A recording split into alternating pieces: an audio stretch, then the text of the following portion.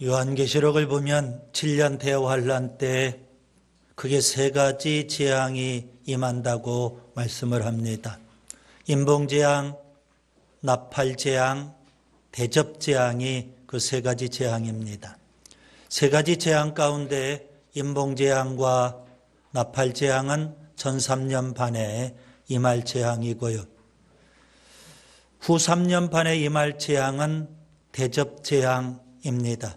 이 세 가지 재앙은 크게 세 가지 특징을 담고 있습니다. 첫째, 세 가지 재앙이 각각 7가지 재앙으로 구성되어 있다는 사실입니다.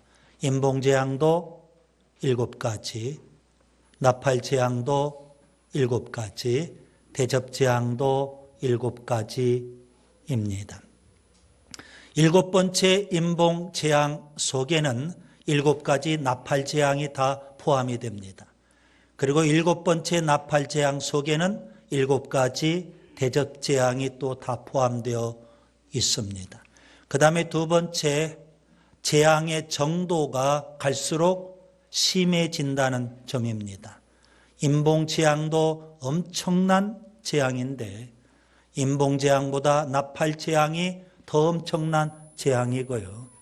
나팔재앙도 엄청난 재앙인데 그보다 대접재앙은 말로 할 수 없을 정도로 엄청난 재앙입니다. 갈수록 재앙의 정도가 심해진다는 것을 알 수 있습니다. 그 다음에 세 번째, 재앙의 범위가 갈수록 넓어집니다. 인봉재앙은 4분의 1에 해당되는 재앙이고요. 나팔재앙은 3분의 1. 반면에 대접재앙은 전면적인 재앙입니다. 요한계시록 6장 7절 8절에 보면 넷째 인봉재앙이 나옵니다. 땅 4분의 1에 임하게 될 재앙이라고 했습니다. 반면에 요한계시록 8장 6절부터 12절에 보면 첫째 나팔재앙부터 넷째 나팔재앙까지 언급됩니다. 거기에 보면 3분의 1이라는 표현이 많이 나옵니다. 첫째 나팔재앙으로 땅과 수목의 3분의 1이 불타버립니다. 둘째 나팔재앙으로 바다의 3분의 1이 피가 되고 바다 생물의 3분의 1이 죽고요. 그리고 바다의 배들 3분의 1이 파괴가 됩니다. 셋째 나팔재앙으로 강과 물샘의 근원, 모든 물들이죠. 3분의 1이 쓴 쑥이 된다고 했습니다. 넷째 나팔재앙으로 해, 달, 별 3분의 1이 어두워지고요. 낮의 3분의 1도 어두워진다고 했습니다. 인봉재앙은 4분의 1에 해당이 되고 나팔재앙은 3분의 1입니다. 오늘 요한계시록 16장 대접재앙이죠. 대접재앙은 전면적인 재앙입니다. 온 세상에 임하는 재앙이 될 겁니다. 인류 역사상 전무후무한 그런 재앙을 맞게 되는 겁니다. 저는 요한계시록 16장 오늘 대접재앙을 말씀하고 있는 이 본문을 세 단락으로 나누어서 세 가지를 말씀드리겠습니다. 본문 1절부터 7절을 보겠습니다. 첫 번째 단락이죠. 하나님은 참되고 의롭게 심판하십니다. 7 천사가 등장합니다. 하나님의 명령에 따라서 금 대접에 담겨있는 하나님의 진노를 거의 동시에 쏟아붓게 됩니다. 본문 2절, 첫째 천사가 금 대접을 땅에 쏟아붓습니다. 짐승의 표를 받고 우상에게 경배하는 사람들에게 독한 종기가 발생하게 될 겁니다. 적그리스도를 경배하는 사람들에게 임하는 재앙이라는 말씀입니다. 본문 3절에 둘째 천사가 또 금 대접을 쏟아붓습니다. 바다에 쏟아붓게 되죠. 바다가 검붉어지고요. 바다 생물들이 다 죽습니다. 푸르고 푸른 바다, 에메랄드빛을 띤 바다가 핏빛이 되고 맙니다. 아주 심한 적조 현상과 같을 겁니다. 바다의 생물들이 다 죽고요. 그래서 바다에서 심한 악취가 진동하게 될 겁니다. 본문 4절 셋째 천사가 또 금대접을 강과 물 근원에 쏟아붓게 됩니다. 물이 피가 되어버립니다. 강과 샘이 다 오염이 되고요. 사람들이 마실 식수가 없게 될 겁니다. 이렇게 첫째 대접재앙부터 셋째 대접재앙까지 진행된 후에 사도 요한은 찬양 소리를 듣습니다. 천사의 찬양과 제단에서 울려 퍼지는 찬양을 듣게 됩니다. 대접재앙이 전능하신 하나님의 참되고 의로운 행위라고 찬양을 할 겁니다. 먼저 본문 5절과 6절에 보면 천사가 찬양을 합니다. 뭐라고 찬양할까요? 전에도 계셨고 지금도 계신 거룩하신 이여 이렇게 심판하시니 의로우시도다. 그들이 성도들과 선지자들의 피를 흘렸으므로 그들에게 피를 마시게 하신 것이 합당하니이다. 그리고 이어서 본문 7절에 제단이 천사의 찬양에 화답하면서 찬양을 드립니다. 여러분 여기 제단은 무엇을 가리키는 걸까요? 제단 아래에 기도하고 있는 순교자들을 가리킵니다. 요한계시록 6장 9절에 보면 하나님의 말씀과 그들이 가진 증거로 말미암아 죽임을 당한 영혼들이 제단 아래에 있더라 했습니다. 순교당한 그 영혼들이 천사의 찬양에 화답하면서 찬양을 드립니다. 그들은 뭐라고 찬양할까요? 그러하다 주 하나님 곧 전능하신 이시여 심판하시는 것이 참되시고 의로우시도다. 그렇게 천사와 제단이 찬양을 드립니다. 하나님은 어떤 분이실까요? 지금 대접재앙이 진행되는데 셋째 대접재앙까지 진행되면서 우리가 이쯤 되면 한 번 정도 하나님을 묵상해야 됩니다. 하나님은 어떤 분이실까요? 천사의 찬양과 제단의 찬양을 통해서 하나님이 어떠한 분인지 배우게 됩니다. 하나님은 전능하신 하나님이십니다. 지난 시간에도 말씀드린 대로 하나님이 하나님으로서 하실 수 있는 일, 하나님만이 하실 수 있는 일, 창조, 역사, 그리고 심판입니다. 그동안 창조와 역사를 통해서 하나님은 하나님 되심을 온 세상에 보여주셨고 알려주셨습니다. 이제 마지막 심판을 통해서 하나님이 하나님 되심을 온 세상에 보이고 계시는 겁니다. 하나님은 전능하신 하나님이십니다. 전능하시기 때문에 하나님만이 하실 수 있는 대접재앙도 지금 내리고 계시는 겁니다. 하나님은 어떤 분이실까요? 거룩하신 하나님이십니다. 하나님은 죄를 아주 싫어하십니다. 죄에 대해서 진노하십니다. 죄인들을 반드시 하나님은 심판하십니다. 하나님의 심판은요, 사람들의 행위대로 다 심판하셔요.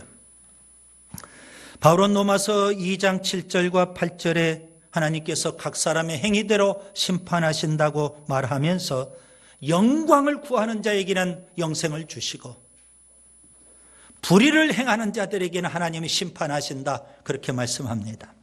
요한계시록 20장 11절과 12절에는 백보좌 심판이 기록되어 있습니다. 하나님께서 흰 보좌에 앉으셔서 심판하시는데요, 하나님께서는 두 가지 책을 근거로 해서 심판하십니다. 하나의 책은 단수형으로 책이라고 되어 있고 또 하나의 책은 복수형으로 책들이라고 했습니다. 단수형의 책은 생명책입니다. 천국에서 영생 복락을 누릴 자들의 이름이 기록되어 있습니다. 복수형의 책은 심판받고 지옥의 형벌을 받을 자들의 이 땅에서의 모든 행위들, 죄악된 행위들이 다 거기에 기록되어 있는 겁니다. 하나님은 거룩하시기에 그들의 죄악된 행위들을 다 기록하시고 그대로 심판하시는 겁니다. 하나님은 어떤 분이실까요? 전능하신 하나님이시고 거룩하신 하나님이실 뿐 아니라 그 하나님은 참되고 의로우신 하나님이십니다. 그래서 하나님의 심판은 참되고 의롭다고 여러분 오늘 천사가 그리고 제단이 찬양하고 있지 않습니까? 하나님은 참되신 분이십니다. 진리대로 하나님 말씀대로 하나님은 분명 심판하실 겁니다. 로마서 2장 2절에 하나님의 심판이 진리대로 되는 줄 우리가 아노라 바울이 그렇게 말하고 있습니다. 로마서 2장 5절에도 보면 다만 내 고집과 회개하지 아니한 마음을 따라 진노의 날 곧 하나님의 의로우신 심판이 나타나는 그날에 이 말 진노를 내게 쏟는도다. 하나님은 진리대로 심판하시고 그 하나님의 심판은 의로운 심판이 되는 겁니다. 그동안 하나님은 우리에게 사랑의 하나님, 긍휼의 하나님, 자비의 하나님으로 나타나셨을다 할지라도 마지막 날 심판 때 하나님은 사랑의 하나님이 아니라 긍휼의 하나님이 아니라 자비의 하나님이 아니라 의로우신 하나님, 공의로우신 하나님. 그래서 그날 하나님의 심판은 엄할 수밖에 없을 겁니다.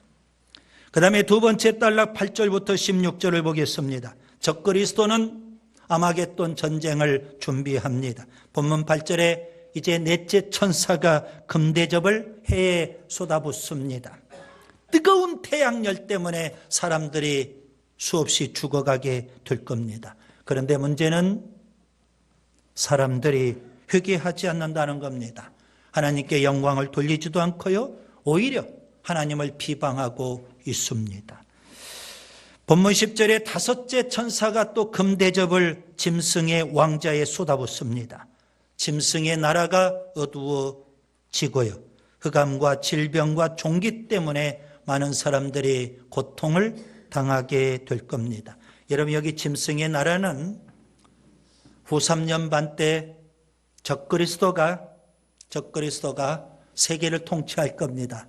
그 적그리스도의 나라를 가리키는 겁니다. 다섯 번째 대접 재앙이 임에도 불구하고 문제는 뭘까요?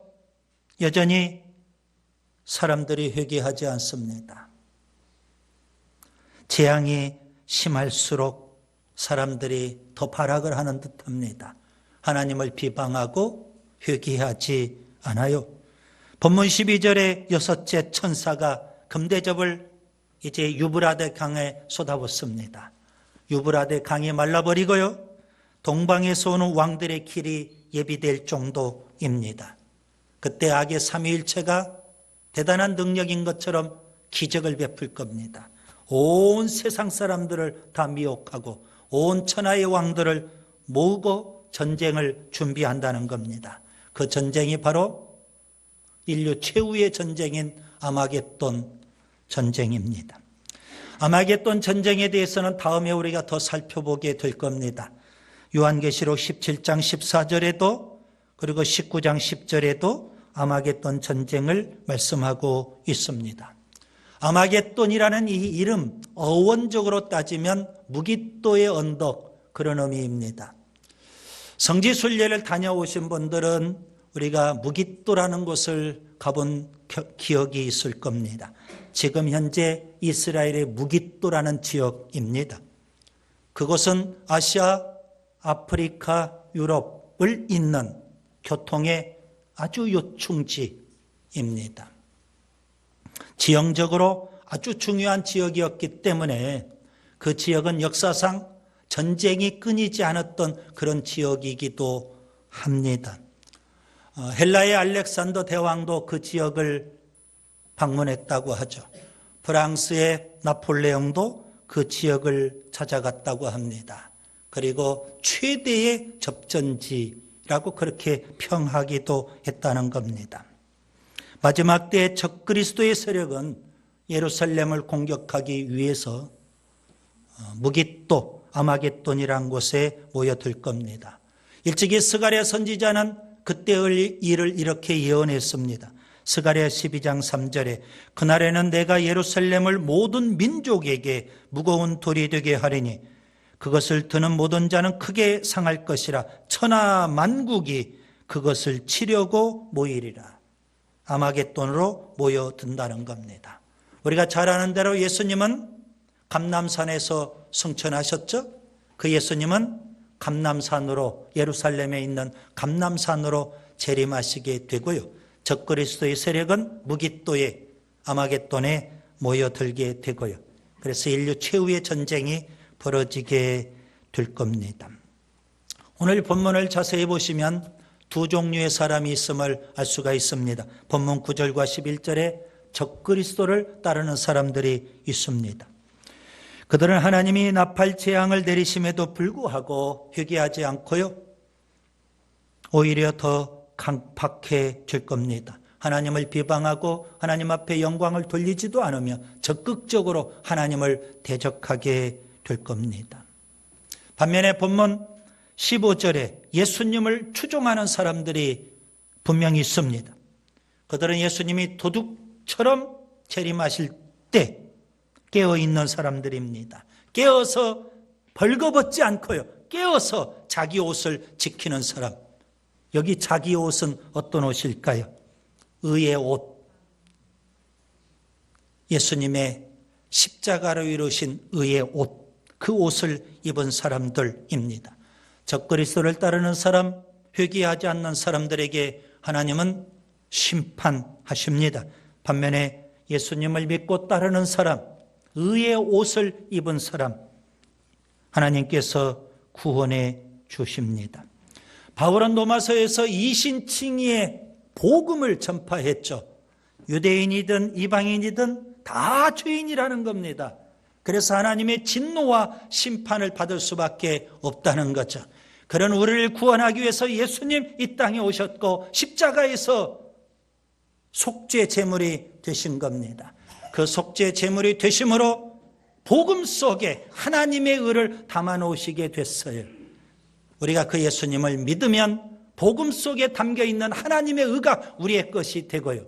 그래서 하나님은 우리를 보시고 의롭다 해 주신다는 겁니다. 믿음으로 우리가 의롭담을 얻는 진리, 바울이 로마서에서 그렇게 말씀하고 있습니다. 여러분은 예수님을 믿으시는지요? 예수님이 주시는 의의 옷을 입고 계시는지요? 바울은요, 로마서 13장 11절 이하의 옷에 대해서 이야기를 합니다. 자다가 깰 때가 벌써 되었으니 밤이 깊고 낮이 가까웠으니 그러므로 우리가 어둠의 일을 벗고 빛의 갑옷을 입자. 오직 주 예수 그리스도로 옷 입고, 주 예수 그리스도로 옷 입고 정욕을 위하여 육신의 일을 도모하지 말자 말씀을 합니다. 여러분, 오늘 본문 15절을 보세요. 깨어 자기 옷을 지켜 벌거벗지 않아야 된다는 겁니다. 영적으로 벌거벗으면 하나님의 진노와 심판입니다. 여러분, 의의 옷을 입어야 되지 않겠습니까? 예수 믿는 믿음으로, 예수 믿는 믿음으로. 그 다음에 세 번째 단락, 본문 17절부터 21절을 보겠습니다. 바벨론은 큰 지진으로 무너지게 됩니다. 이제 일곱째 천사가 금 대접을 쏟아붓는데요, 어디에 쏟아붓습니까? 공중에 쏟아붓습니다. 그때 세 가지 현상이 나타나게 됩니다. 큰 음성, 큰 지진, 큰 우박. 큰 음성은 본문 17절, 큰 지진은 본문 18절, 큰 우박은 본문 21절. 끝내 큰 성 바벨론이 무너지게 되는 겁니다. 자, 일곱째 대접재앙은 공중에 쏟아 부어지는데요, 무슨 의미일까요? 공중에 하나님의 진노가 임해요. 이것은 마귀 사탄에게 하나님이 진노하신다, 그런 의미입니다. 에베소서 2장 2절에 보면 마귀 사탄을 가리켜서 공중의 권세 잡은 자라고 했습니다. 그동안 하나님께서 인봉재앙 7가지, 나팔재앙 7가지, 대접재앙 6가지, 이제 마지막 7번째 대접재앙, 누구에게 쏟아붓는 거예요? 최종적으로 마귀 사탄에게 하나님이 심판하시는 겁니다. 마귀 사탄의 운명은 어떻게 될까요? 그동안 전에도 말씀드린 대로 마귀 사탄은요, 하나님의 거룩한 천사장이었죠. 하늘에서 땅으로 내쫓기게 됐습니다. 요한계시록 12장 9절이 있죠. 땅에서 이제 무저갱으로 추락하게 될 겁니다. 요한계시록 20장 2절과 3절입니다. 그리고 결국 무저갱에서 불못은 어디예요? 지옥. 유황불이 영원히 타오르는 불못, 지옥. 그곳으로 떨어지게 될 겁니다. 이것이 바로 마귀 사탄의 운명입니다. 자, 세 가지 현상이 나타난다고 했어요. 첫째는 큰 음성이 들렸습니다. 본문 17절, 하늘 보좌에서 하나님의 큰 음성이 울려 퍼졌습니다. 하나님 뭐라고 말씀하실까요? 되었다. 그렇게 하나님이 말씀하십니다. 죄에 대해서 하나님께서 진노하시는데 이제 하나님의 진노가 다 끝나게 된 겁니다. 되었다. 하나님의 심판이 이제 완성되었다는 선언입니다. 마귀 사탄에 대해서 승리하셨다는 선언이기도 합니다. 그리고 되었다. 이 말씀을 통해서 인류의 역사가 이제 끝을 맺게 되는 겁니다. 예수님께서 이 땅에 오셔서 공생애를 끝나시고 십자가에 죽으시고 십자가에서 7마디 말씀을 남기셨는데 그 중에 하나가 다 이루었다. 주님이 그렇게 십자가에서 선언하셨죠.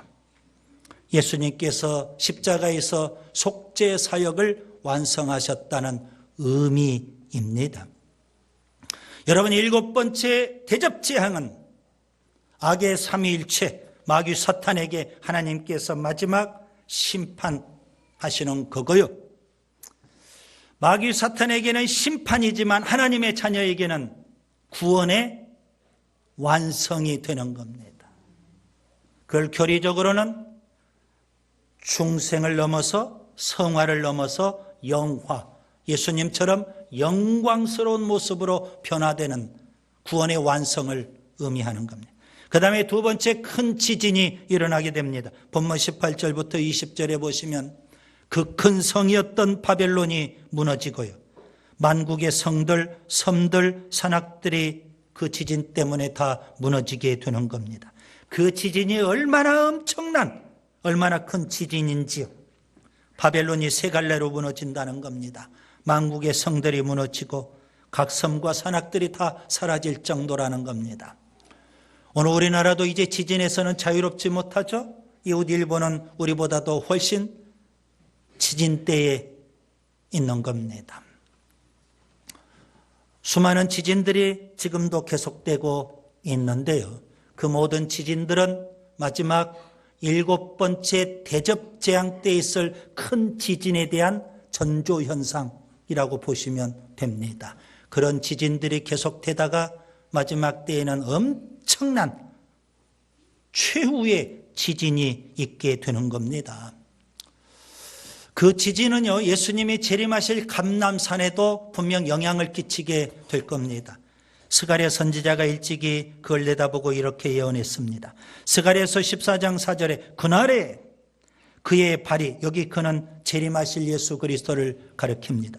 그날에 그의 발이 예루살렘 앞 동쪽 감람산에 서실 것이요, 감람산은 그 한가운데가 동서로 갈라져 매우 큰 골짜기가 되어서 산 절반은 북으로 옮겨지고 산 절반은 남으로 옮겨지게 되리라. 그 정도로 큰 지진이 마지막 절정을 이루게 될 겁니다. 여기서 지금 말씀하고 있는 바벨론은 도대체 어떤 성일까요? 요한계시록 17장과 18장은 큰 성 바벨론에 대한 이야기입니다. 이제 다음에 우리가 살펴볼 부분인데요. 영적으로 굉장히 난해한 내용이기도 합니다. 분명한 사실은 적그리스도가 전 3년 반 때는요, 종교적인 세력들을 다 규합하게 될 겁니다. 그래서 그가 음료로 등장합니다. 요한계시록 17장. 이게 종교적인 세력을 의미하는 겁니다. 그리고 후 3년 반 때는 정치적인 세력까지도 다 규합을 해서 세계 단일 정부를 구성하게 될 겁니다. 그게 요한계시록 18장의 바벨론을 말하는 겁니다. 그래서 요한계시록 17장의 음료는 종교적인 세력, 요한계시록 18장의 바벨론은 정치적인 세력, 후 3년 반 때 있을 세계 단일 정부, 그 통치자가 적그리스도, 이렇게 정리가 되는 겁니다. 그 바벨론이 하나님이 내리신 큰 지진으로 이제 무너지게 된다는 겁니다. 심판받는 거죠. 그리고 세 번째 큰 우박이 내리게 됩니다. 본문 21절에 보면 보통 우박이 아닙니다. 큰 우박이 사람들에게 내리게 되는데요. 그 우박의 무게가 한 달란트 정도. 각조를 보시면 한 달란트는 거의 60kg 정도. 성인 한 사람의 몸무게 같은 우박이 내리는. 이게 상상이 안 돼요. 그런 우박이 쏟아지니까 누가 살아남을 수 있겠어요? 대참사가 마지막에 벌어지게 됐죠. 그런데 문제는 여전히 사람들이 하나님을 비방한다는 점입니다. 여러분 본문 9절을 보세요. 재앙이 심해지면 심해질수록, 재앙이 계속되면 계속될수록 사람들이 회개할 줄 모릅니다. 아니, 회개할 줄 모르는 것이 아니라 본문 9절에 보니까 회개하지 않는다고 그랬어요. 본문 11절에 보니까 회개하지 않는다는 겁니다. 본문 21절에 보니까 오히려 하나님을 더 비방한다는 거예요. 하나님을 더 대적해요. 그것을 적그리스도가 아니까 그런 사람들을 규합해서 아메겟돈에서 하나님을 이제 대적하겠다고 나서는 겁니다. 말씀을 정리합니다. 요한계시록 16장 대접재앙이죠. 마지막 재앙이라고 15장에서 말씀하고 있어요. 후 3년 반 때 있을 재앙입니다. 그리고 오늘 서두에 말씀드린 대로 전면적인 재앙입니다. 7가지 대접재앙이 어디에 쏟아 부어지는지 여러분이 좀 주목하셔야 됩니다. 그 하나님의 대접재앙이요, 땅, 바다, 강과 물 근원, 해, 짐승의 왕자, 유브라데 강, 공중, 여기에 쏟아 부어집니다. 사람들은 그런 재앙을 받으면서도 회개하지 않습니다. 하나님께 영광을 돌리지도 않고요. 하나님을 비방하고요. 적극적으로 하나님을 대적합니다.